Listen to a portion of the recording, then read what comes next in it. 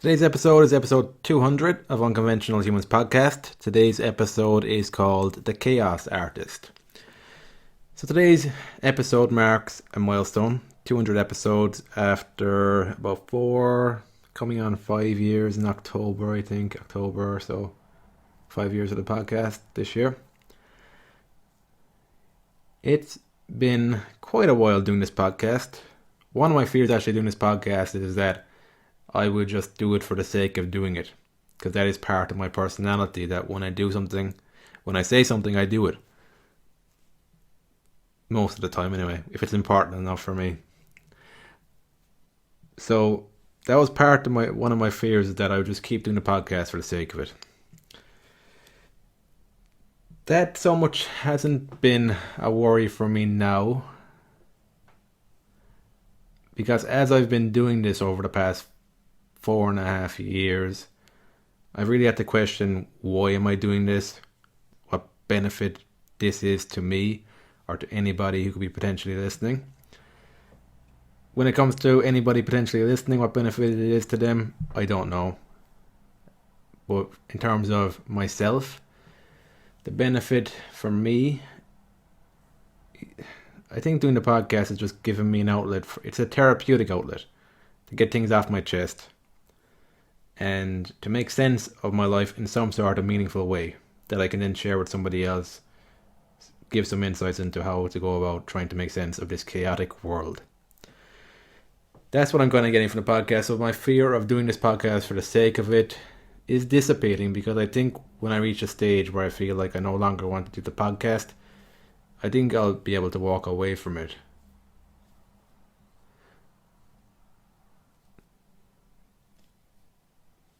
And I think why I feel like that now is that over the past few months especially, I've been really focused on the therapeutic benefits of this for me.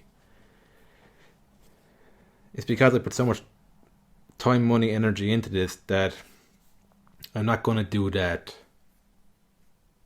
mindlessly, like I said, with the fear of doing something mindlessly. I really feel like this podcast helps to unburden myself, and it helps me to share things. It helps me to make sense of things. It helps me to build on my thinking day after day. Part of why I do this is that outlet to build on my thinking, to help my mind evolve over time. It gives me that consistency to sit down, record what I'm feeling and thinking every few weeks. It gives me that consistency that I felt was lacking in my life. I didn't have another outlet or another person even to be able to interact with, to give a channel for my thoughts and feelings to evolve. So that's what the podcast has provided me with. Writing books is another outlet and another extension of that. And yeah, today I just want to talk about the chaos artist, because in the last few episodes I've started introducing creative coding. So if you go onto the YouTube channel, you'll notice that the videos now have these animations which are created with code. So I started doing some courses. I put links in underneath the videos, the courses I've been taking for creative coding. And from doing these courses and from creating these videos, it's given me a better appreciation of the importance of chaos in terms of making something more beautiful and more interesting. Because with creative coding, it's like controlled chaos. So there's libraries that you're using. There's a random library that will introduce elements of randomness to your artwork that you wouldn't get if you didn't have the random library. And without that, it kind of leaves what you're creating, it's not so interesting. It loses an element of being interesting, being spontaneous. I think the randomness and the chaos that you introduce in creative coding, it reflects life in a way that there's a huge element of your life that isn't within your control, that's chaotic, that you don't know what the purpose is behind the chaos. But that's also what makes life interesting, and it also potentially makes life more profound and beautiful when you get to the other side of that chaos. So that's what I'm playing with now in creative coding, and it's helped me again to appreciate that elements of chaos actually brings life and vibrancy to something that would otherwise be very static, predictable, and rigid. So that's the creative coding part. The speaking part in the podcast, as the years have gone on, I've introduced a little bit of order in the sense that I'll have some points that I want to make in certain episodes. Usually, the theme of an episode is generally dictated by what I've been thinking and feeling about that week. Not in so much an analytical way, but in something that's just been on my mind and something that I'm curious about and something that I want to feel and try and explore and make sense of. There's a movie I was watching recently called Her, which gave me a better appreciation of what I'm talking about there. In that movie, there's an artificial intelligence who is a woman, and the man starts to have a relationship with the AI. And the AI, because she didn't have a body, she didn't have a physical body, initially she saw that as a limitation, that she wasn't like everybody else because she didn't have a form, she didn't have a body. But as the movie progresses, I got a better appreciation that this is another form of consciousness in the same way that we are consciousness. It's just that we've got a physical body that she doesn't have. But other than that, we're very similar. Because the AI was intelligent and she could also feel. So she was working through things on a feeling level. And it gave me a better appreciation of the importance of letting ourselves feel things. I suppose it gave me more of an appreciation because this was something, the AI was someone you couldn't see, you could only hear. And there was something in that made me realize that what other thing is there for her to aim at other than working through feelings and our thought processes, because she didn't have a body to fixate on, and she didn't have the norms, the social norms to fixate on, because she was just, in a physical sense, she was just invisible entity. So there was actually a vast freedom in that. I think that's something that occurred to her over time as she stopped fixating on her differences with people as a bad thing, as a limitation to her, and started focusing more on her differences, i.e. not having a body, as an actual opportunity. That there was opportunity for expansion there, that a person bounded by space and time in a human body doesn't have. I think what was mentioned in that film, the main character, he said something along the lines of, he had a fear that he had felt everything that he could possibly feel, and that from this point onwards in his life, he would only feel the best case scenario. He would have a reduced feeling, that he might be able to access those feelings again. But because it's not the first time he's going to feel them, there isn't that same level of, I guess, that same sense of being alive, because you're feeling a feeling you've already felt before. So there's this sense of novelty that's taken away. That was an interesting fear. I'd never heard somebody saying that that's the fear. And that again helped me to appreciate that feelings are limitless and profound. They're not just our everyday emotions of happy, sad, angry, jealous. There's actually just feelings. Probably it's more connected to our intuition and our connection to everything. That sense, I guess, of oneness. But there's like profound feelings there that there's no bottom to. And your life can be about feeling these feelings and gaining insights and perspectives from these feelings when you're not like restricted from getting into these feelings. Another thing that Another thing that I feel is a part of this is that when you don't allow your mind or your body to feel things you haven't felt before, I think it stagnates your thinking process. That there's some connection between your everyday thought patterns and the capacity you have to feel. I've noticed that in myself over time, that as I've given myself the space to feel things I hadn't felt before, it's given my mind more of a permission to expand more and to not think about the same things every day. I feel there's a connection there. And I feel like that's also how you can contemplate profound questions without getting lost in your head. And it's actually, because it's a felt experience, it's not something you're trying to control. Ties back to the chaos artist, that if you're allowing yourself to feel feelings you've never felt before, that's chaotic because you don't know what you're going to get from that, because you're starting to break outside the known world, the limited thinking processes that you have in that world, and you're allowing yourself to expand outwards or expand in a different direction. And that's chaotic because you're only being led by your feelings there that nobody else can see, nobody else can validate, nobody else can even touch or feel. So that's the chaotic world, but it's also a beautiful world. It's also where feeling alive is, because the opposite of chaos is order. So I feel like the way my life is panning out, I appreciate order. I wouldn't like to live in a world where everything is chaos, everything is new. For me, then there'd be nothing familiar, there'd be nothing I could rely on, depend on. I think it's important to be able to depend on certain things in life. I suppose the most important thing is just the feeling that you can depend on yourself.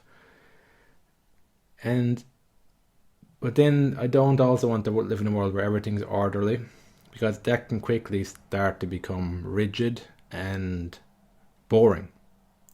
That's what living a boring life feels like, when everything you feel is known. And I suppose the thing is, like, if you're living in a world that's extreme order, that's not really how the world is. It's just that's how you've chosen to set up your life. And from my experience, that whenever I've tried to control my life seems to like throw a spanner in the works and introduce some sort of chaos anyway. So what I'm exploring with the chaos artist is appreciating that life is both orderly and chaotic, and introducing conscious elements of randomness. So bringing it back to the creative coding, you're consciously creating the code, but you don't know what's going to be spit out every second of that program. That's the whole idea of introducing a random module. You give it the minimum maximum values, but you don't get to decide moment to moment what values are being chosen. That's the random module, the randomness that's choosing that for itself. So I suppose with the creative coding, it's like you're setting up the parameters, the limitations, but then you're introducing chaos and you're letting it be, you're letting it do what it's supposed to do. I bring it back that to my own life.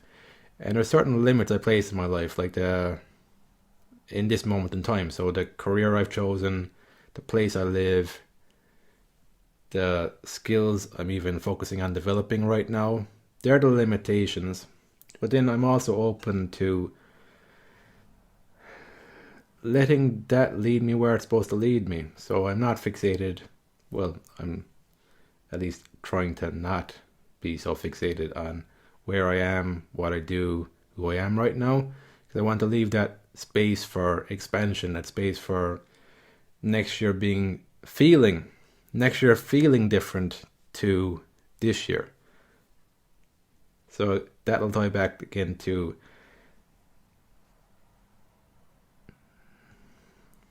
I guess the belief that feelings are limitless and you can explore different feelings, work through different things, and that will change your felt experience month on month, year to year.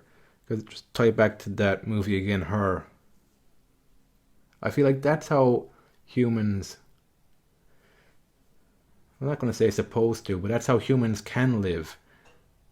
Is that we're never the same person day to day. Even if we think we are, we really aren't, unless we're thinking the exact same thoughts every day.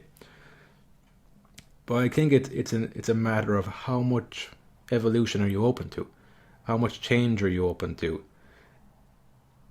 on a feeling level. So it's not necessarily about being in different locations every year. It's more about, are you feeling the same things you did yesterday or the day before or the month before or the year before? What's that trajectory like for you?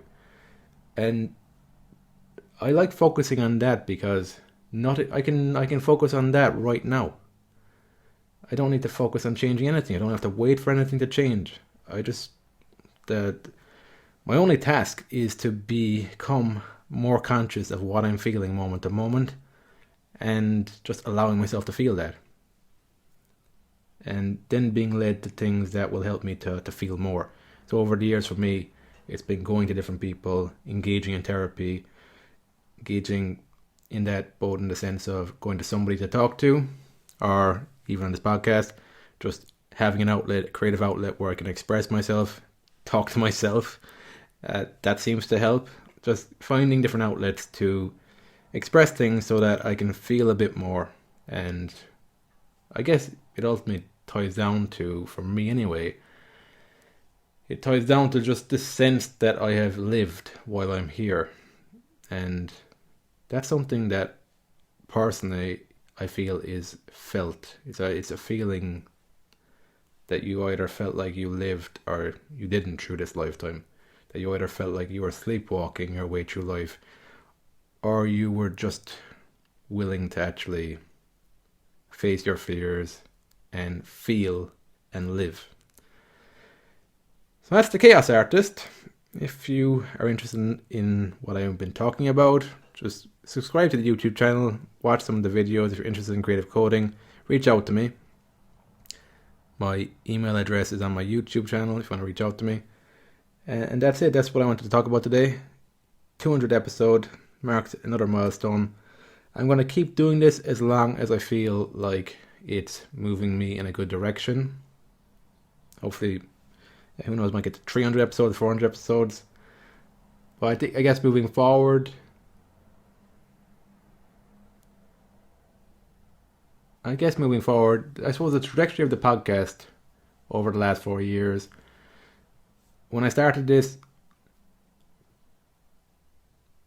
I guess I've always been focused on existential questions and feeling more, understanding at a deeper level who I am and who are the people around me.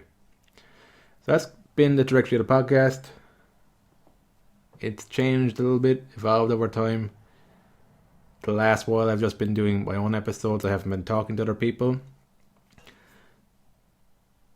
That was actually another point I wanted to cover in this podcast. Chaos can help, I feel, to help you break away from being trapped in other people's worlds.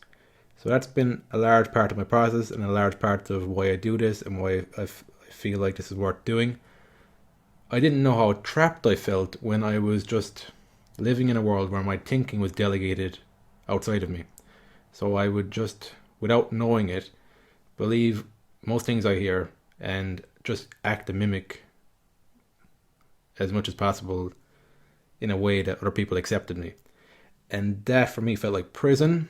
And so this here, introducing this chaos of just feeling what's going on for me, honestly expressing myself as much as possible, that's been an antidote to just this stagnating life, parts of my life that I felt like were just a wrong direction for me. So moving forward anyway, I focus on the creative coding. That's part of the answer to, I think in episode 150 I was talking about wanting to have an animated short, and saying I didn't know how that was going to come about. But I think another episode around form and function. So if you over-focus on the form, you can overlook the opportunities in front of you right now to do things that feel on purpose for you, I guess. So I think back in 150, I was possibly a little bit too over-focused on the actual animated short and not looking so much in the direction of creative coding and creating animations that way. So I'm just going to let things unfold and I guess that's what this podcast is teaching me. Let things unfold over time. And that's how things are gonna go.